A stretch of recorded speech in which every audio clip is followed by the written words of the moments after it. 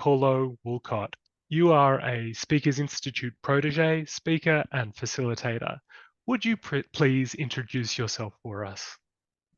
Well, thanks, John. I am really appreciative to be here. And I think I would define myself as just an encourager. I really love people. They drive me. I'm very passionate about people and culture and getting to understand people's why.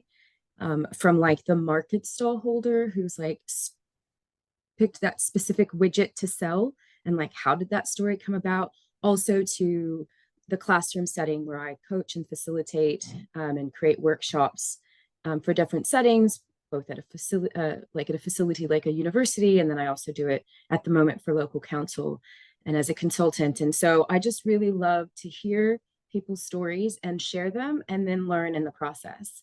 So a bit of empowerment and encouragement and what I like to call like a friend. I am a professional, but I love to share stories with people. Excellent. How did your spiritual journey begin, and did you experience a calling at any point? Yes. So my family is originally from Puerto Rico, and I have an American accent, right? And now I live in Australia. So I've got a little bit of a traveled background, but it started for me in Puerto Rico with my grandmother.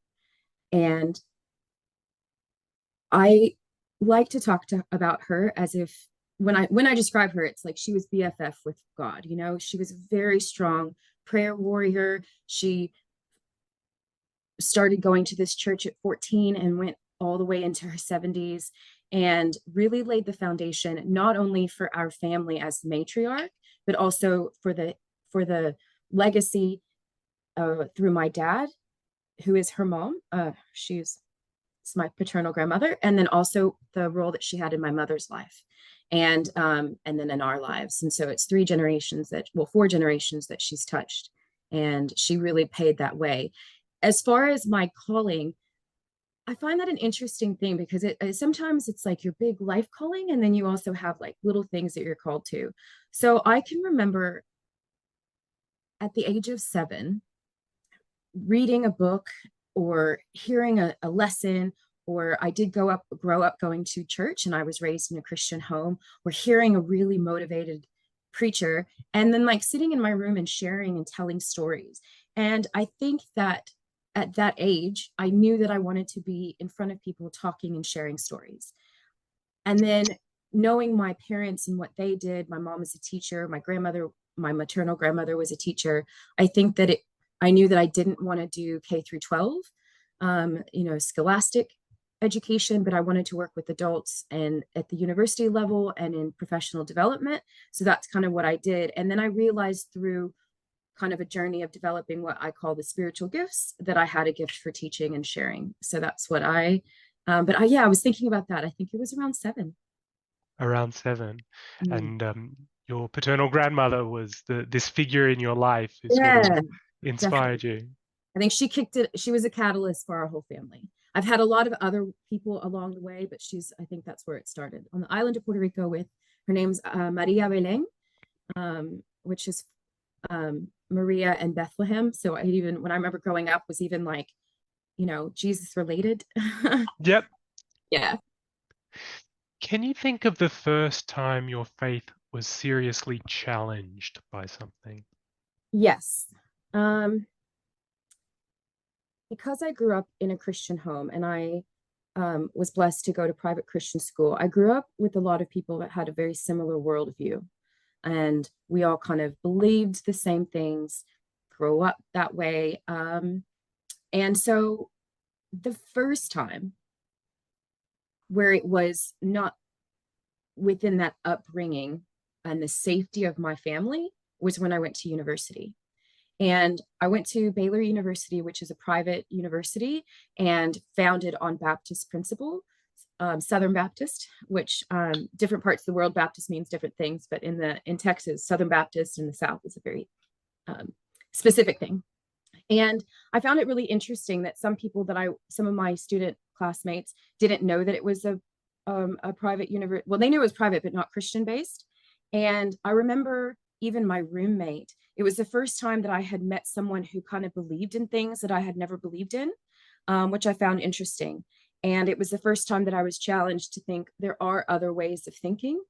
And not only that they believed in different things, but that it was okay to believe in other things and why. And it challenged me as far as like, why do I believe what I believe? And it was the first time that I realized, like, is this my faith or is it my parents' faith? Aha. Which has been a kind of a theme throughout my life.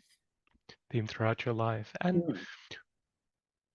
when you were exposed to that new way of thinking and challenged, where did that lead you? When did you find that it was your own faith, or Yeah, at first I really, especially in that university setting, I really found that I just could see a lot of hypocrisy in it, right? Like, especially at our university, I can remember on Sunday mornings, there'd be certain students who would like dress up to go to lunch in the cafeteria as if to look like they had gone to church, because people who had just come from church would go to the cafeteria and, you know, be in their Sunday best or whatever.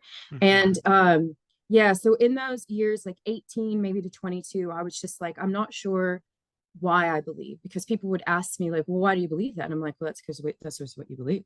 Like, it's the way I was raised, you know? And I felt like that answer wasn't really enough.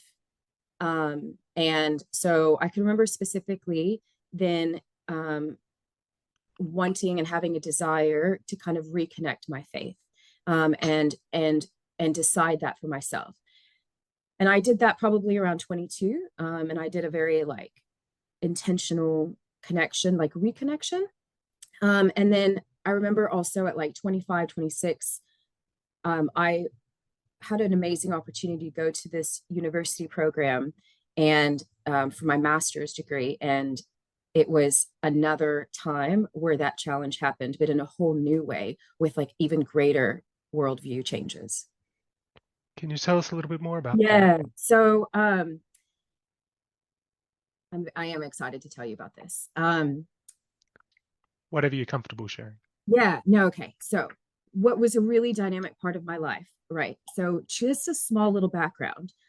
I was 25 and it was probably August, very summer hot, and I was getting ready to go on this master's program, which I was very excited about because I got to live on a ship and I got to travel to 9 different countries.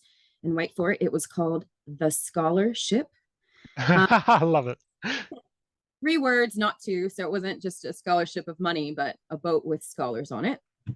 And we had students from many different countries represented.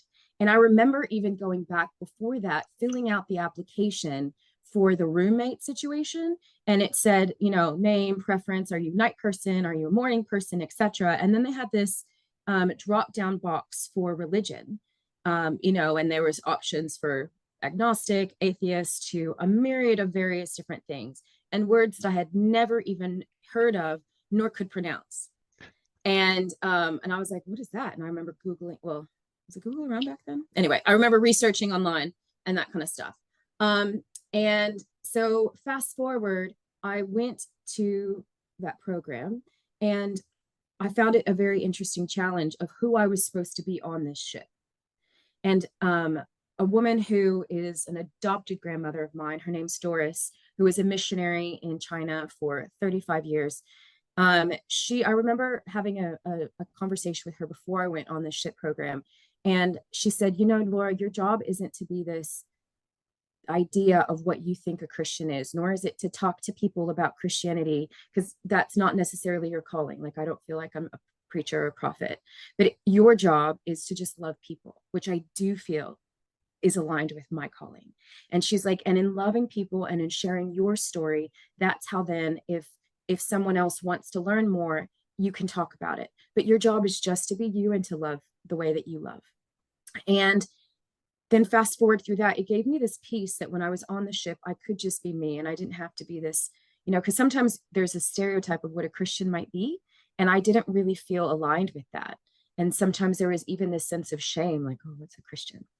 Um, yeah, so that was a great program. And the final thing that I wanted to share with you about that is because this was really life changing for me. And it connected to the whole idea of, is this my parents' faith? We had maybe it was then October, because it was a 4-month program on the ship.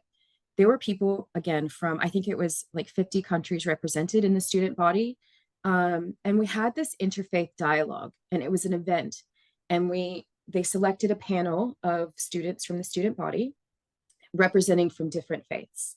People we had a Muslim, Buddhist, Hindu, Christian, Catholic, and an atheist, and maybe, I don't know what they were called, but a more spiritual type of belief. And kind of like in belief in plants and earth and, that kind of spiritual. Anyway, and in that, it was agreed amongst everyone who was on the panel and in the audience that this wasn't about conversion, this wasn't about who's right, this wasn't about wrong. It was just about sharing your experience, kind of like what we're doing today. And the result from that conversation and that dialogue that I think we all took away was, oh, wow, we have been believing this thing because it is our parents' faith, or because we were raised in that way. And now, because we're all, young adults, it's time to discover what that means for us. Because like maybe someone who had read the Quran, who wasn't in that faith, and who was like a Christian, and then the person who had read the Bible but wasn't a Christian was talking, and they're like, well, what about this? And then what about that? And they're like, well, I don't know how to answer that. And well, I just believe it because I believe it. And so we all kind of walked away going like, it's time for us to discover what it is that we're going to believe in for ourselves. And it was just a really interesting dynamic. One of my most top favorite kind of personal journeys in my faith was that moment. Amazing. That's so wonderful for you Yeah. to share that with. Yeah. So thanks for letting me share that. It was a bit of a long story, but No, it's absolutely brilliant. And I think, yeah, coming into your own faith, a lot of times we inherit from our parents, but when we engage, we find our own way of doing that. yeah. Can you think of an event or episode in your life where faith helped carry you through? Yeah. Um, when I was younger, I had the season, it goes back to the university days. My brother was really ill. Like we thought he was gonna not make it. He had a lot of challenges. He had to have a major surgery.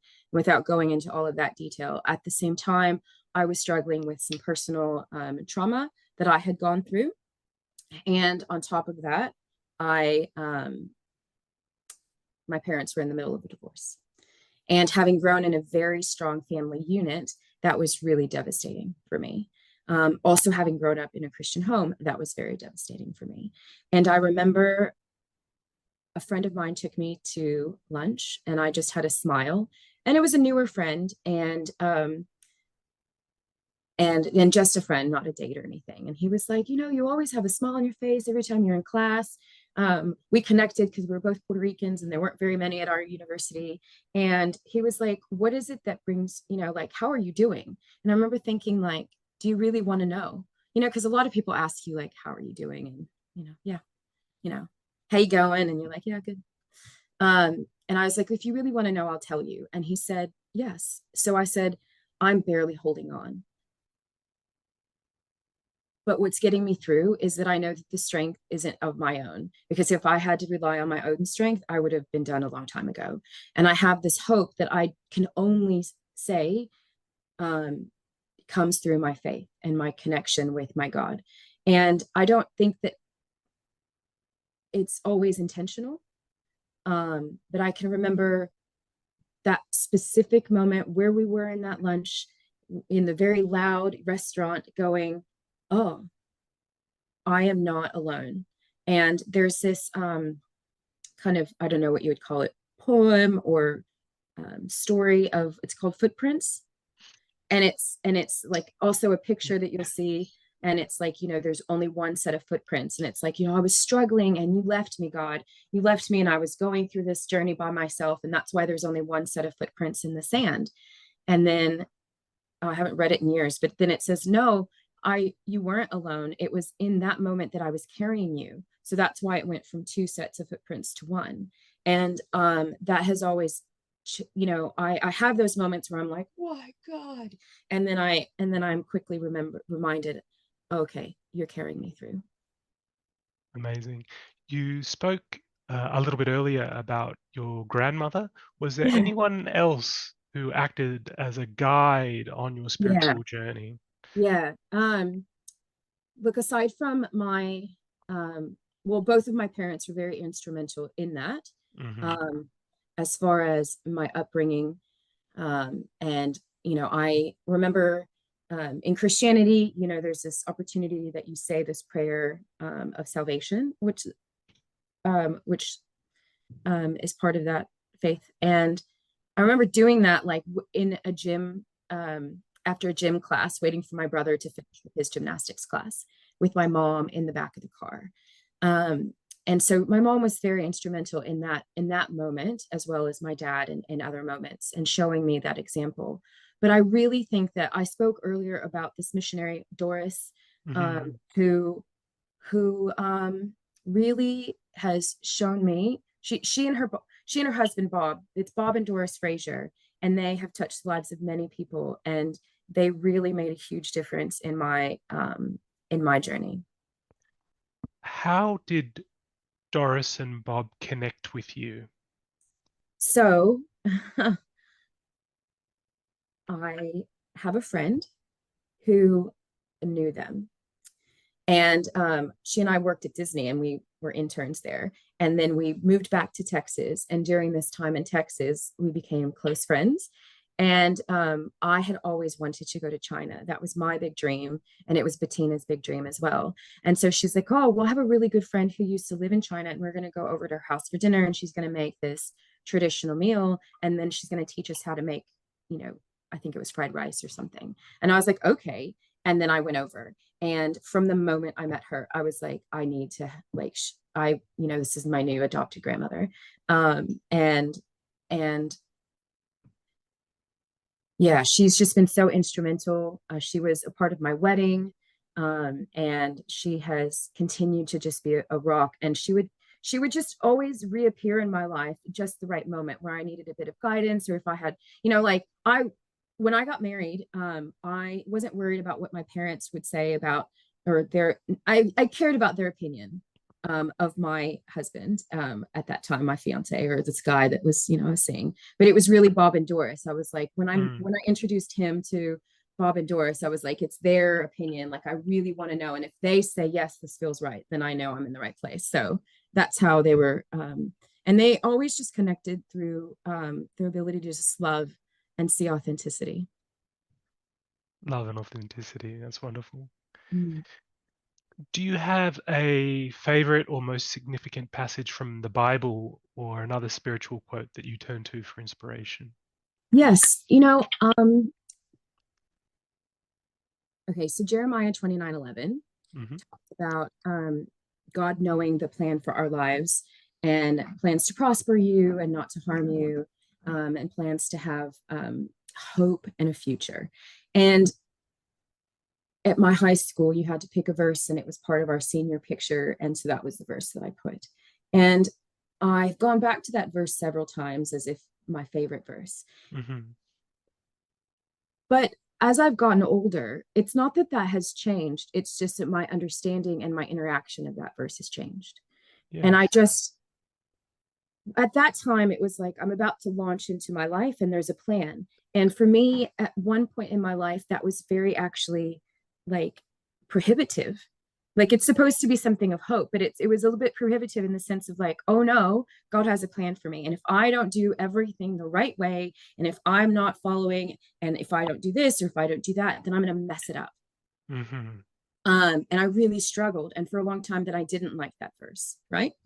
And then once I started to kind of connect and realize, like, it's not that I've messed it up, it's that there's this opportunity that whilst you're in this darkness, or whilst you're going through this, kind of back to that footprints quote that I shared, which is one of my top favorites. Mine too. It's like it's in that time that you are okay. It's in that darkness, it's in that struggle, that you can have hope that there is more, and that you're not bound to, you're not bound to that situation, and that that it's not that there's this plan and if you don't do it and if you screw up, then you failed. It's like, I've got you.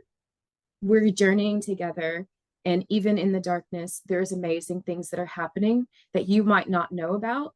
So, an example of that, which is not something I had planned to share, but just like because of what we've talked about, like I met Bettina, who introduced me to Doris, and then I went back, and that's how I met Ken, who Ken was cousins with Nick, who then I married. And it was just like, I never knew that taking an internship when I was 20 in Disney in Florida would lead to these spiritual connections that I met that would then eventually lead me to living in Australia.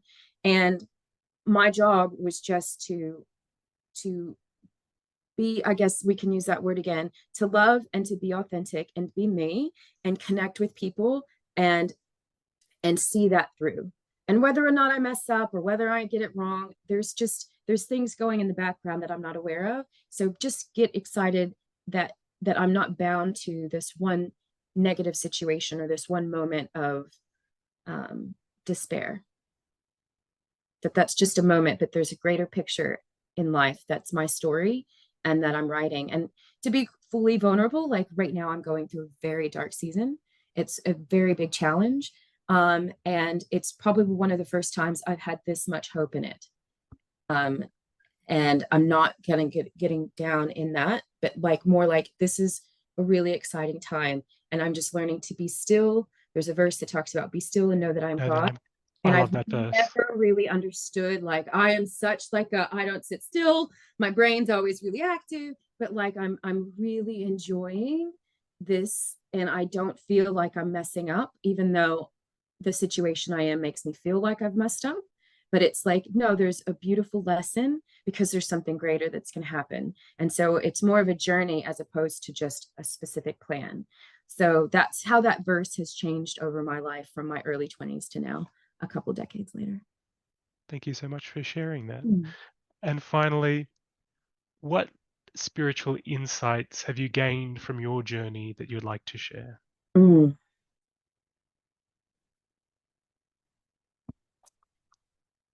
Well, I suppose in that last section, I was just talking about don't get stuck in the darkness and Hmm. find ways to enjoy it.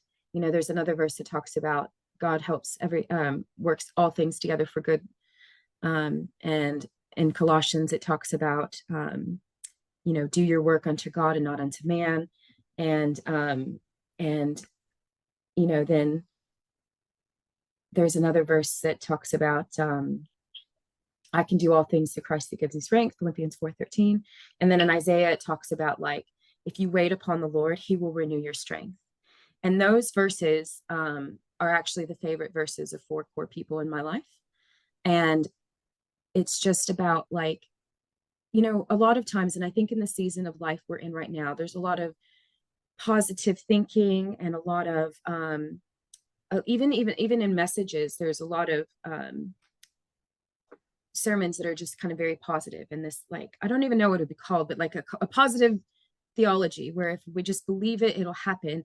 And I'm not saying that you can't manifest anything, and I'm not saying that you can't have a good attitude and bring things, and that you can't have faith, and that the world can't be positive. But there's some really beautiful moments in those more darker times, in those moments of suffering. My grandmother, to circle back around, I think I'll end with this.